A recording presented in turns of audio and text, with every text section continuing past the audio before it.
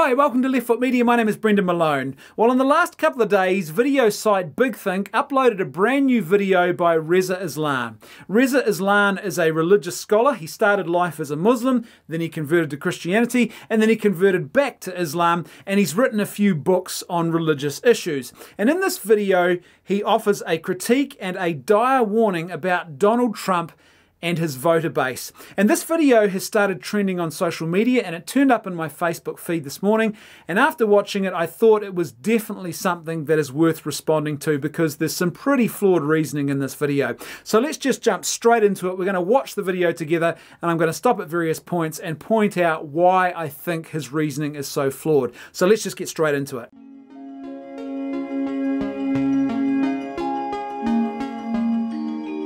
"81% of white evangelicals voted for Donald Trump in the previous election. That's a record. That's more white evangelicals than voted for George W. Bush, and George W. Bush was a white evangelical. This makes no sense to people, especially when you consider that Trump is not just the most irreligious president in modern history, that his entire worldview makes a mockery of core Christian values like humility and empathy and care for the poor. That this individual, who couldn't even name a single verse in the Bible when asked to do so, and yet received a record number of votes by white evangelicals. Scholars of religion, normal, rational people have been trying to figure out why. Why? What happened? And I think that there's a couple of things to keep in mind. Number one, it's white evangelicals. 81% of white evangelicals voted for Trump, but 67% of evangelicals of color supported Hillary Clinton. Now, these are people who believe the exact same thing, whose only real difference is the color of their skin. So let's not ignore the fact that there is a racial element to this support. Jim Wallace, the head of the Sojourners, a liberal evangelical group, said it best when he said that these white evangelicals, quote, acted more white than they did evangelical. And I think he's right. So right from the get-go, what we have here is this promise that the rational, intelligent, scholarly people are going to give us insights into what happened here, but instead all we get at the very beginning is a tired old insult. He has repackaged that same old stereotypical insult we've heard time and time again, that everyone who voted for Trump was a racist. There is nothing intelligent, there is nothing scholarly about this, especially when you consider that the focus of this video is about what? Not just white people who voted for Trump, but white evangelicals. Why does that matter? Well, if you're a white evangelical, then there are other factors other than just race at play here. There is your evangelical religious belief, so religious beliefs are going to have a play in the way you voted, and also there's the fact that being an evangelical Christian, you are more likely to be conservative in your politics, so therefore conservatism is going to play a factor in the way that you voted. On top of that, both candidates in this presidential election were white. The second reason, I think, it has to do with the pernicious influence of something called the prosperity gospel, which has gripped the imaginations of white evangelicals. This is that version of Christianity preached by these charlatans like Joel Osteen and T.D. Jakes, the essential gist of which is that God wants you to drive a Bentley, that what Jesus really wants for you is material prosperity. And indeed, that's how you know God has blessed you, is by your material prosperity. Many white evangelicals looked at Donald Trump, and what they saw was a wealthy man. And that wealth, as far as they were concerned, was just a sign of God's blessings. And so that freed Trump from having to do what every other candidate, certainly every other Republican candidate for president, has had to do, and that is actually prove his spiritual bona fides. Trump never had to do that. All he had to do was just keep talking about how rich he was. And for a large swath of white evangelicals, that was enough. Firstly, the prosperity doctrine movement is not an exclusively white evangelical movement by any stretch of the imagination. There is a prosperity doctrine movement that has a popular following in the black evangelical community as well. In fact, of the two main leaders that he mentioned, Joel Osteen and T.D. Jakes, one of them, T.D. Jakes, is a black American pastor. Secondly, while the prosperity doctrine movement is definitely a uniquely evangelical thing, it isn't mainstream by any stretch of the imagination. The majority of evangelicals do not buy into the prosperity doctrine. It sits in a minority. And lastly, I can't believe that anyone could keep a straight face and try and convince us that the vast majority of white evangelical voters were giving their vote to Trump simply because of the wealth that he possesses. I'm sorry, but that's just an absolute nonsense. I can't believe he's even tried to suggest this. This, to me, lacks all sorts of scholarly or rational insight into why people actually voted for Donald Trump. Thirdly, Donald Trump did something that no other president, not even any Republican president courting the evangelical vote ever did. He expressly promised secular power to these white evangelical groups. In his speeches to them and in the conferences that he had, both private and public, he very clearly and very explicitly said that if they voted for him, that he would give them, quote, their power back. In other words, this isn't actually about race or about how wealthy Donald Trump was at all. Instead, this is about power. So what you've got here, you're actually starting to get a bit more closer to the actual context in which the 2016 presidential election took place. And the reason why so many people turned out to vote for Trump, particularly from the evangelical community, was because they perceived themselves to be in a situation of powerlessness where they were being disenfranchised, and not just disenfranchised, but often actively targeted by the previous administration. Now, whether or not they were right or wrong about that, that was the sense that they had going into the election. And so if you go into an election like that and you've got two candidates on the table, and one of the two possible choices is referring to you as a basket of deplorables, and the other candidate is saying, hey, I'm willing to give you a seat at the table, surely anyone who has a basic functioning rational intellect can see why people who felt powerless would vote for such a candidate, and why that has nothing to do with race or riches at all. And this is really starting to contradict the previous points that he's made in this video. And it's kind of astounding to me that he doesn't develop this idea any further. And it clearly indicates to me that he hasn't really thought too deeply about why people actually voted for Trump. But none of this explains the most important phenomenon about white evangelicals in America, and that is this. In the span of a single election cycle, white evangelicals have gone from being the group in America that is most likely to say that a politician's morality matters to the group that is now least likely to say that. Atheists in America think that a politician's morality matters more than white evangelicals in America do. White evangelicals who continue to refer to themselves as value voters. This is a phenomenon that can't be explained by just looking at the prosperity gospel or looking at racial matters. What you're seeing is a gigantic group of Americans who are fundamentally overturning their core theological beliefs that public morality matters. And the only explanation that I have for it is that Donald Trump has turned a large swath of white evangelical Christianity into a cult, into a religious cult, a dangerous religious cult.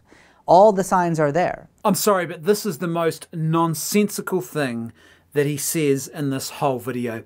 If you think that the only explanation for this change in direction, this shift in focus away from an emphasis or an obsession with someone's public or private morality, the only explanation for that is possibly they have become a dangerous religious cult, then you clearly are either dishonest or you are not looking rationally at the context in which this previous presidential election took place.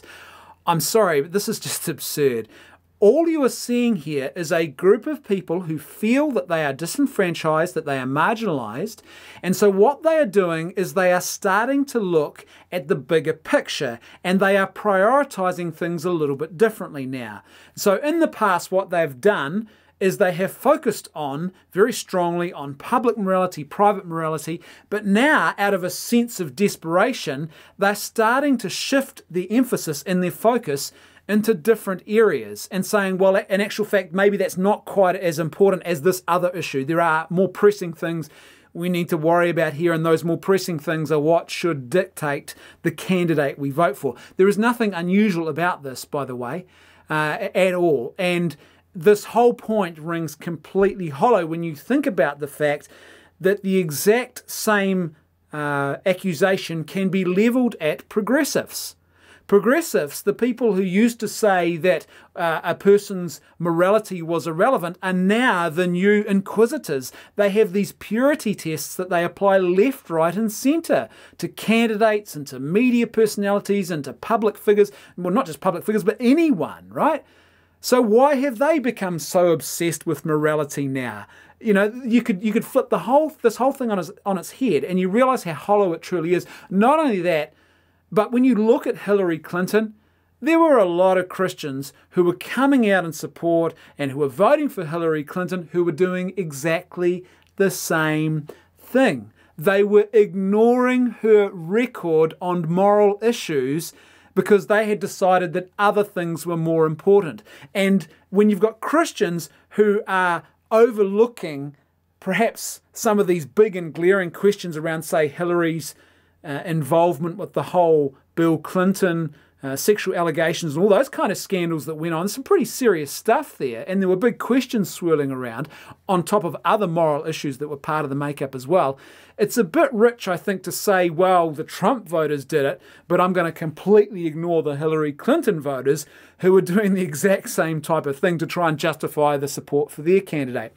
I think one of the things that he has completely failed to take into account here is the complexity that arises when you have a two-candidate race. Your options are very limited, and so people actually have to start weighing things a little differently than perhaps they normally would when you haven't got two good candidates or one good candidate and one bad candidate. You've got two candidates who had major and glaring flaws. Well, what do? And so people have to start making various judgments about what they think is more important. And that's all you're seeing happening here. It is completely absurd to claim that the only possible explanation for this is that white evangelicals have become a dangerous religious cult. Donald Trump functions, as he himself admitted when he said offhandedly that he could shoot someone on Fifth Avenue and not lose voters. He has become a kind of a prophetic divine character. Pat Robertson, the head of the 700 Club, a very influential white evangelical, literally said that God took him in a dream up to heaven and he saw Donald Trump sitting at the right hand of God. You know who actually sits at the right hand of God, according to evangelicals? Jesus Christ. In other words, Pat Robertson is saying that Donald Trump is essentially Jesus Christ. How dishonest or naive do you have to be to make such a claim, that you believe that Pat Robertson, because he said that he had a vision in which he thought he saw Donald Trump sitting at the right hand of God, that what he was actually meaning was that Donald Trump was essentially Jesus? I'm sorry, but the most logical interpretation of Pat Robertson's words are not that interpretation. The most logical interpretation is that he was simply using a turn of phrase to try and make this point that he believed that Donald Trump was some specially anointed and appointed candidate, that he had been chosen by God himself and he was so special that he sat at the right hand of God. And secondly, Pat Robertson has been saying outlandish, outrageous, crazy things for several decades now. Why would Pat Robertson saying something outrageous suddenly be some important omen of some great change that's happened in society? He's been saying these kind of things for a very, very long time. There's nothing new here at all. What we are seeing now is that these white evangelicals, not all of them, but a fundamental core of them, have essentially latched on to Donald Trump as almost a salvific character. They don't just follow him, they don't just agree with him, they almost worship him. And my fear is that, as we know from our very recent history, cults, when confronted with the realities of the world, can often end in catastrophic ways. All political leaders have a group of followers who are cult-like in their blind devotion and love of their preferred candidate. This is not new, this is not unique at all. This is a human weakness, and it has been with us since the beginning of time. And especially in the American presidential context, there is absolutely nothing new about this. Everyone loves to believe that their preferred candidate is almost messianic, that they have the hope that we're all looking for, that they have the answers, that they are going to solve all of our problems. This deification of politics has been going on for a very, very long time. Trump has his blind, sycophantic followers. Bernie had his blind, sycophantic followers. Hillary had her blind, sycophantic followers. Obama had his blind, sycophantic followers, and on and on and on it went since the beginning, the very beginning of time. There is nothing new here. There is nothing unique here. If you actually look at the bigger picture, which Reza Aslan does not seem to be doing here, you realize that there is a much bigger social and cultural context in which the election of Donald Trump took place. There is also the fact that, as I've already mentioned, a two-candidate race where you have two imperfect candidates, and there were all sorts of issues and risks on the table, and people had to make a choice. We have a presidency that is deteriorating, a president that is spiraling out of control. We have open conversations now about the 25th Amendment and impeachment. We have multiple investigations and the possibility of indictments at the highest level. This is a presidency that is in danger of completely disintegrating. That wouldn't be such a big deal if it weren't also a religious cult. Because when a religious cult begins to deal with this kind of situation, when their cosmic ideas are suddenly butting up against the reality of a failed leadership, they tend to double down. And that's why I think that we're in a very dangerous place as a country right now, because the only thing more dangerous than a cult leader like Trump is a martyred cult leader. This is nothing more than a sloppy, unintelligent repackaging of that tired old allegation that if you voted for Trump, you're a racist, and that Trump is nothing more than a reincarnation of Adolf Hitler. Except this time around, Trump is no longer Hitler, he's now a dangerous cult leader, and you are no longer just a racist, you're actually now a racist cult member who is just blindly following along behind this very dangerous man, and you and your leader pose a very, very serious threat. There are good reasons to critique and to criticize Trump and his presidency and aspects around that presidency and the way people have supported it. But this is not an intelligent critique by any stretch of the imagination. This is little more than someone who is angry and upset that their candidate or their preferred option didn't actually win, and so now they're just venting and they're pretending that there's some sort of rational and intelligent and scholarly thought that's gone into this when really there isn't. This is little more than the equivalent of someone sort of hunching their shoulders and saying, "Gather round, children, and let me tell you the story about a dangerous and evil false prophet who came to our land. And this false prophet was enabled by a group of blind and deranged and unintelligent fools. And now this dark man has come upon our society, and he promises the ruination of our very society and all his followers. They are dangerous people, I tell you, dangerous. They failed the purity test, and they must not be trusted. How do I know this is true? Because I know this is true due to the fact that my preferred candidate, the great Messiah, was rejected. This is proof. This is proof that everyone who rejected the Messiah is a heretic who has bought into the lies and the trickery and the great hypnotizing of the evil false prophet. Now, I know that's a bit extreme, but you sort of get the point. This is just someone who is venting their political frustration. This is the very kind of propaganda which actually led to, and was a very big contributing factor to the election of Donald Trump. This idea of looking down your nose at people who voted or acted or who believed differently to the way you voted, acted or believed. If you keep churning this kind of stuff out, then what you're going to do is you're just going to frustrate and infuriate people even further, and you're going to give Trump plenty of ample fodder for his re-election campaign, where he gets to say, hey, look, this is what they think of you. Perhaps a more rational response here would actually be to sit down and to dialogue with people who voted for Trump and try and understand without any agendas exactly why they voted for Trump. What was it that motivated them? Why do they feel the way that they do?